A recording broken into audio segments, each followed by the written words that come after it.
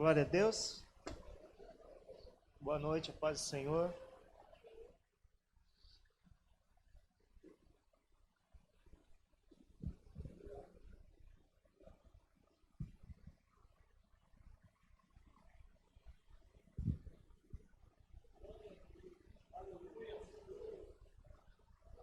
A nossa vida é um milagre já, né?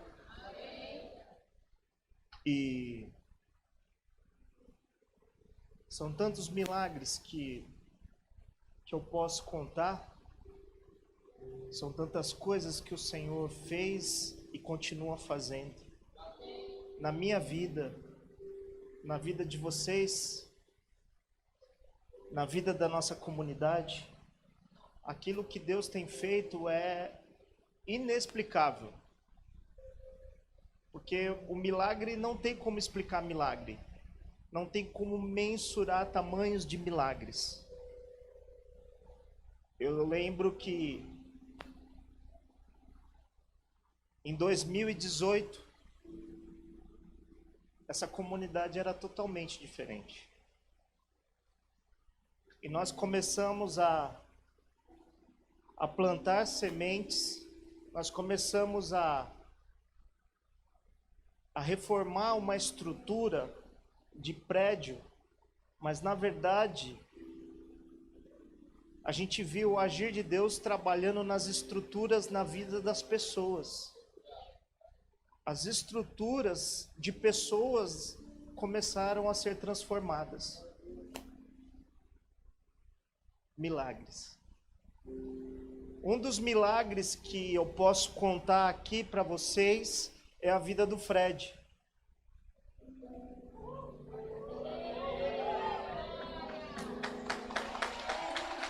Né, Fred?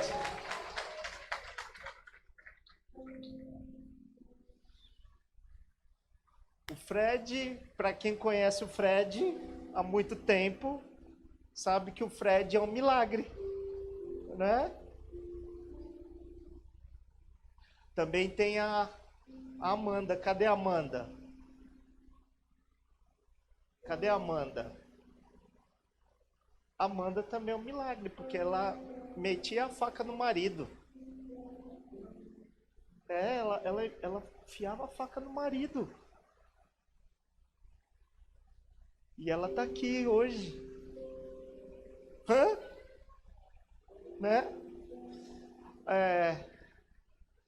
Isso eu tô olhando aqui porque existem vários milagres. Cada um de nós é um milagre. Nós somos um milagre. Agora, se a gente for falar assim, qual que é o maior milagre que Jesus fez? As pessoas às vezes pensam assim, o maior milagre que Jesus fez foi ressuscitar Lázaro. Porque o cara morreu e ele falou, fica vivo de novo. Mas daí a gente pode falar que Jesus andou sobre as águas, que é um baita de um milagre. Ou o cego de nascença começar a ver, é um baita de um milagre. Mas eu quero compartilhar uma palavra com vocês, e eu gostaria que você abrisse sua Bíblia em Mateus 11.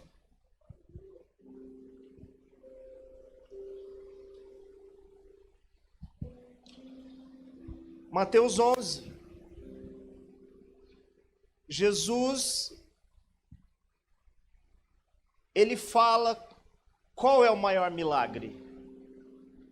Mateus 11, versículo 20 fala assim: então Jesus começou a repreender as cidades nas quais ele tinha feito muitos, pelo fato de não terem se... Jesus, ele está falando, contando já, o povo estava reunido, escutando Jesus, e a gente sabe que aonde Jesus estava, alguma coisa acontecia. E as pessoas, elas iam atrás de Jesus por causa dos milagres. Vocês estão bom, hein? Da Bíblia, hein? E as pessoas, elas queriam estar atrás de Jesus por causa dos milagres. E as pessoas, elas seguiam Jesus por causa dos milagres. A ponto de Jesus, às vezes, ter que fugir, ter que sair, ter que ir de fininho, ter que ir para cima de um barco, longe da praia, porque as pessoas aglomeravam em Jesus, porque eles queriam milagres.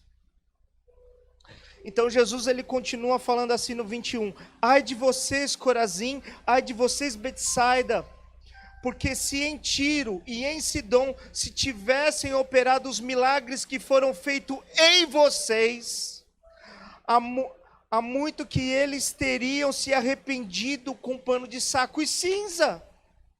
Mas eu digo a vocês que no dia do juízo haverá menos rigor para Tiro e Sidom do que para vocês. O que Jesus está querendo dizer?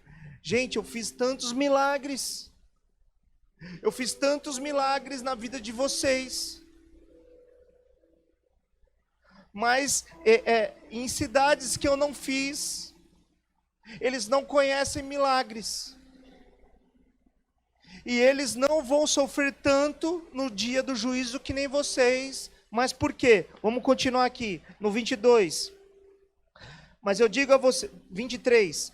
E você, Cafarnaum, pensa que será elevada até os céus? Cafarnaum era a cidade onde Pedro morava ali com os amigos deles. A maior parte dos discípulos morava em Cafarnaum. Jesus vivia ali em Cafarnaum e muitos milagres foram feitos em Cafarnaum. Até a sogra de Pedro foi curada em Cafarnaum. Muitas coisas aconteciam ali em Cafarnaum. Então ele fala assim, e vocês, Cafarnaum, pensa que será levada até o céu? Será jogada no inferno. Porque se em Sodoma, vocês lembram da história de Sodoma e Gomorra? Sodoma e Gomorra era uma cidade no tempo de Abraão. E era uma cidade onde, Sodoma e Gomorra era uma cidade onde existia todo tipo de perversão.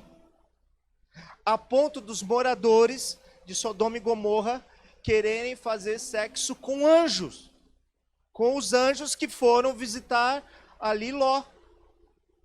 E era tanta perversão, que Sodoma e Gomorra foi destruída. Vocês lembram da mulher da estátua de sal? A mulher que olhou para trás e virou estátua de sal? Então é Sodoma. E Jesus, essas palavras, presta atenção, essas palavras aqui são de Jesus. Jesus falando aqui, ai de vocês, Cafarnaum, pensa que será levado do céu, será jogado no inferno, porque em Sodoma, se tivesse operado os milagres que foram feitos em vocês, eles teriam permanecido até o dia de hoje. Mas eu digo a vocês que no dia do juízo haverá menos rigor para a terra de Sodoma do que para vocês. Gente, presta atenção. Presta atenção. Nós queremos viver milagres. E eu até já falei algumas vezes que quando a gente quer viver um milagre novo, a gente tem dificuldade. Porque quando nós temos que viver algo novo, um milagre novo, e o que é um milagre? Quando a gente fala, nossa mente se remete ao milagre, a uma coisa impossível, a uma coisa que sai do nosso controle, algo que a gente se esforça, mas por máximo esforço que nós fizermos, nós não vamos conseguir fazer, porque é um milagre. E o milagre, só tem controle sobre o milagre, só pode enviar um milagre ao nosso Senhor. Vocês estão entendendo? Então quando nós temos que... Eu já vivi milagres. Quem viveu milagres, levanta a mão. A maioria de nós vivemos milagres. Mas e quando nós precisamos viver outro milagre? Aí nós temos dificuldade. Nós pensamos assim, e agora? Outro milagre. Será que já passou minha cota de milagres com o Senhor? E nós, de uma certa forma, nós temos dificuldade. Mas o Senhor conhece o nosso coração. E Ele continua liberando milagres. E o Senhor continua liberando milagres igual Jesus liberava no tempo que ele esteve aqui na terra. Ou seja, o milagre está para ser vivido pela igreja. Nós podemos viver milagres. Nós temos que viver milagres. Porque os milagres testificam o poder de Deus. Mas Jesus, ele fala aqui para esse povo, onde viveram tantos milagres, e viam os milagres de Jesus fazendo. O pastor falou assim, dos 5 pães e 2 peixinhos. Era um milagre.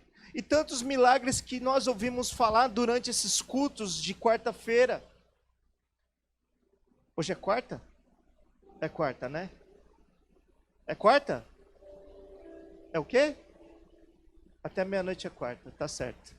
Eu me perco nesses negócios de semana, gente.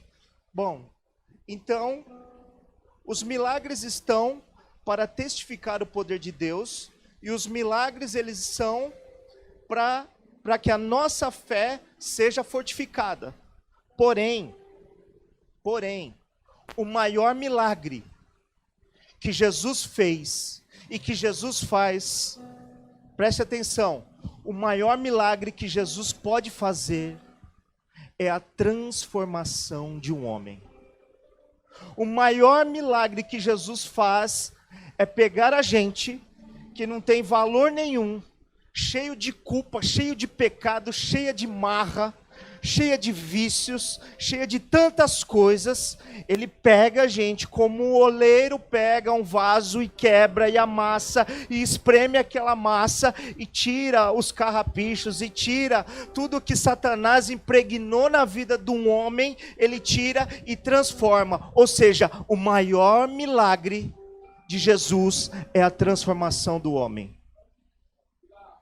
E Jesus, ele fala que esse povo que está acompanhando ele, que a maioria porque Jesus, ele conhecia, ele tinha o Espírito, ele tinha o Espírito de Deus sobre ele, e o Espírito de Deus revelava coisas para Jesus quando ele estava aqui na terra, como homem, e ele sabia o coração do povo, e o povo seguia Jesus por causa dos milagres. E a minha pergunta que eu quero fazer para vocês é assim: você tem seguido Jesus por quê?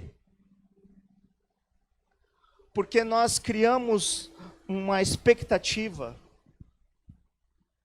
de que servir a Jesus nós vamos ter uma vida melhor.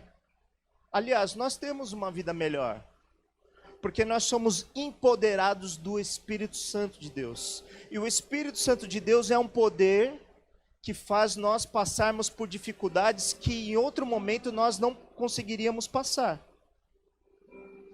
Mas Jesus, ele conhece o coração do povo. E um alerta que Jesus está falando aqui nessa noite para nós: os milagres que eu tenho feito na sua vida têm transformado você? Os milagres que você tem vivido têm testificado e transformado você? Porque Jesus, ele viu aquele povo todo seguindo ele. E Jesus, conhecendo o coração do homem, ele fala assim: olha, eu fiz tantos milagres, no versículo 20, mas vocês têm se arrependido. Porque o arrependimento, preste atenção, irmãos, e pega essa chave: o arrependimento é a porta para o maior milagre. O arrependimento é a chave do milagre. Porque não adianta nós termos milagres palpáveis, físicos, de cura, se nós não temos a salvação. Não adianta viver milagres e não preservar a salvação. Não adianta juntar tesouros na terra, como em Mateus 6 diz. Nós temos que ajuntar os tesouros nos céus. E para acessar os tesouros do céu, para acessar a porta de milagres, nós precisamos de ter uma vida de arrependimento. Então Jesus, ele vai direto no ponto. E para ter arrependimento, para uma pessoa se arrepender, primeiro que para uma pessoa se arrepender, ela precisa saber aonde ela está errando. A pessoa só consegue se arrepender, pastores, se ela sabe onde ela está errando. Eu lembro, gente, que quando eu comecei aqui na igreja a pastorear, a gente fazia umas pregações assim, cheias de teologia, sabe? E daí eu chegava em casa com a minha esposa, eu falava assim, Irene, eu acho que o povo não está entendendo. E daí eu voltava uma outra semana e olhava e as pessoas fazendo as mesmas coisas, as mesmas papagaiadas que eu passava na rua, né? E eu via as papagaiadas. Eu falei, Irene, eu preciso mudar essa minha pregação. Acho que o povo não está entendendo. Aí sabe o que eu comecei a pregar? Eu comecei a pregar assim, você sabe o que é adultério? É a mulher e o homem que é casado sair com outro, e isso é adultério. Você sabe o que é fornicação? Eu comecei a pregar desse jeito. Fornicação é quando a pessoa não é casada e tem sexo antes do casamento. E eu comecei a pregar essas coisas aqui na igreja. Você sabe o que é masturbação? Masturbação é a pessoa, enfim, entendeu? E eu comecei a pregar essas coisas aqui na igreja. Porque às vezes as pessoas não sabem, nós não sabemos aonde estamos pecando. Não sabemos aonde nós estamos errando. Não sabemos o que estamos fazendo errado e vivemos o milagre, porque o milagre está para todos, para o crente, para o não crente, o milagre está para todos. Mas só existe o verdadeiro milagre de transformação de coração, aqueles que têm arrependimento em si. Então, qual é o problema que você tem com a palavra de Deus? Qual é o caminho que você tem trilhado? Qual é as coisas que você tem feito que estão fora da palavra de Deus? A gente pode enumerar várias coisas. Uma das coisas que eu achava terrível pecar, e eu tinha vergonha de pecar isso, e olha que eu pequei pra caramba, viu? Mas eu tinha vergonha de pecar, é quando alguém liga e eu falava assim, fala que eu não tô. Você está entendendo? Eu tinha uma preguiça desse pecado. Que é feio demais, né?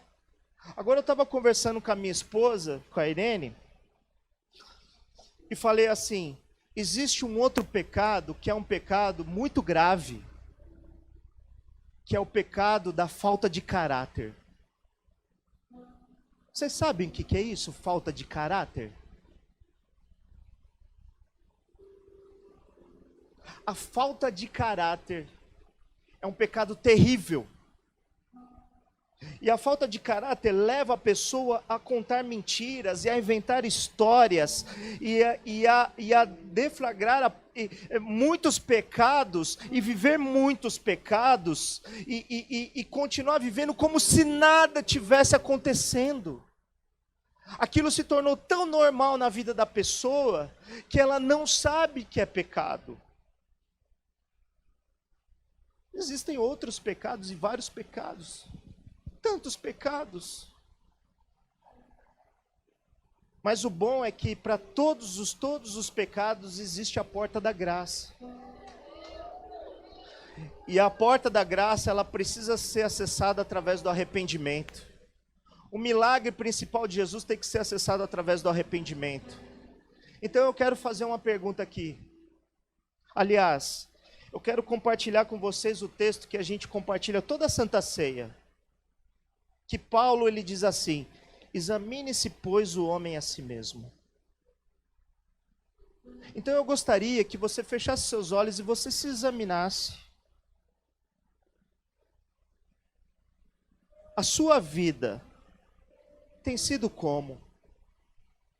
O seu caráter, no seu trabalho, quando ninguém está vendo. As coisas pequenas e minúsculas, que para a gente talvez é normal, mas o Espírito Santo, que é o termômetro da vida de um cristão. O Espírito Santo, aqueles que são marcados pelo Espírito Santo, sabem quando estão pecando. Todos que são marcados pelo Espírito Santo, pecou um pouquinho, o Espírito Santo acende a luz. Mas nessa noite nós queremos viver milagres. Abre seus olhos, abre seus olhos. Nessa noite eu quero viver o milagre com vocês, irmãos. Porque eu lembro que quando nós iniciamos aqui, uma das coisas que eu tinha no meu coração, acredito que é a mesma coisa que tem no coração do pastor Jair e da pastora Juliana. Nós queremos ver uma comunidade sarada, uma comunidade livre. Porque o milagre não deixa a pessoa livre. É o arrependimento que livra a pessoa. O arrependimento é a chave para tudo, irmãos. O arrependimento nos conecta com Jesus. O arrependimento nos traz o favor de Jesus. O arrependimento faz a nossa vida ser transformada, que é o maior milagre. O arrependimento, ele nos dá acesso ao Espírito Santo.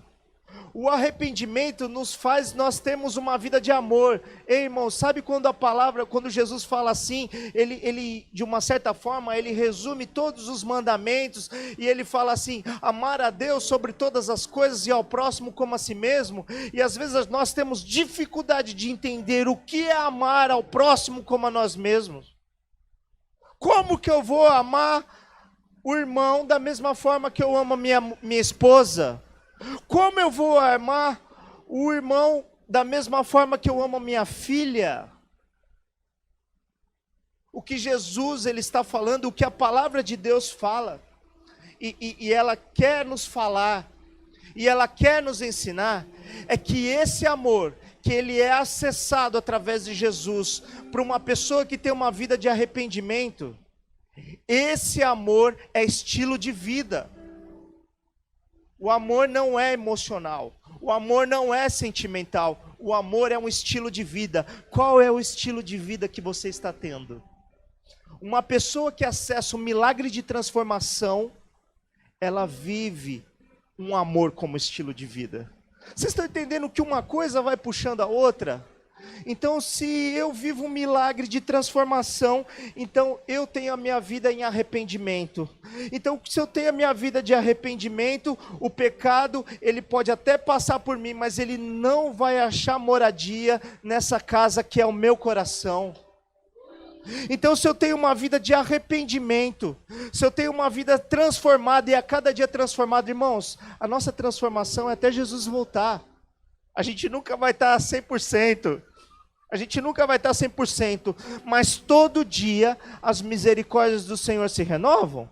Então todos os dias eu posso acessar a porta da graça, a porta do arrependimento, eu posso acessar Jesus que transforma, que livra e liberta e continua fazendo milagres. Uhul! Amém? Amém? E a nossa paixão é ver a comunidade, o bairro transformado. A nossa paixão é ver as pessoas transformadas. Você sabe qual que é a tristeza de um pastor? É quando ministra uma palavra de Deus aqui, se prepara, e quando dá 2, 3 dias, ou até mesmo no dia seguinte, vê a pessoa ali fazendo tudo de diferente. É porque não acessou ainda a porta do arrependimento. Queridos, eu quero que as minhas palavras fiquem nisso. Eu não vou estender mais, pastor, porque acho que o que passar disso já é coisa de mim. Mas eu gostaria que vocês ficassem de pé.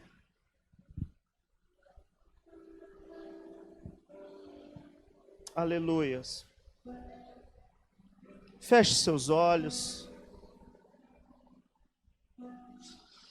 Oh, Senhor. Aqui está a sua noiva, Pai. E a gente tem ouvido tanto que a noiva está de qualquer jeito, que a noiva está deplorável, que a noiva está triste ou não está arrumada. Mas, Pai, essa aqui é a sua noiva que quer ser adornada pelo Espírito Santo. Senhor, está os meus irmãos aqui que querem acessar o canal dos milagres. Os meus irmãos, Pai, que precisam, Senhor, acessar a porta de arrependimento, Pai. Eu sei que cada um que está aqui, Pai, tem pensado durante essa palavra, essa ministração, o que tem errado, Senhor, o que tem feito de errado, Pai. Senhor, nós não queremos, Pai, ter o destino de inferno, nós não queremos ter aquele destino que Jesus fala para Cafarnaum, que o lugar é o inferno, mas nós queremos ter o destino, Senhor, que Jesus Cristo abriu o caminho da salvação. Senhor, a sua igreja está aqui, o meu irmão, a minha irmã está aqui, Pai. Eu sei, Senhor Jesus, que nós precisamos, Pai, nessa noite, Pai, nos arrepender dos nossos pecados. Nós queremos, Pai, acessar, Senhor, o milagre dessa noite, o maior milagre que é a transformação das nossas vidas. Jesus, faça algo novo, Senhor. Eu quero ser, Senhor, um vaso nas tuas mãos. Eu quero ser, Senhor, um vaso nas tuas mãos. O Senhor é o oleiro, Pai. Eu sou o barro. O Senhor é o oleiro e eu sou o barro, Senhor. Senhor, o meu coração precisa de Ti. Os meus caminhos precisam de Ti, a minha boca precisa do Senhor, os meus ouvidos precisam do Senhor, os meus olhos precisam do Senhor, os meus passos precisam do Senhor. Eu quero ser, Pai, eu quero ser.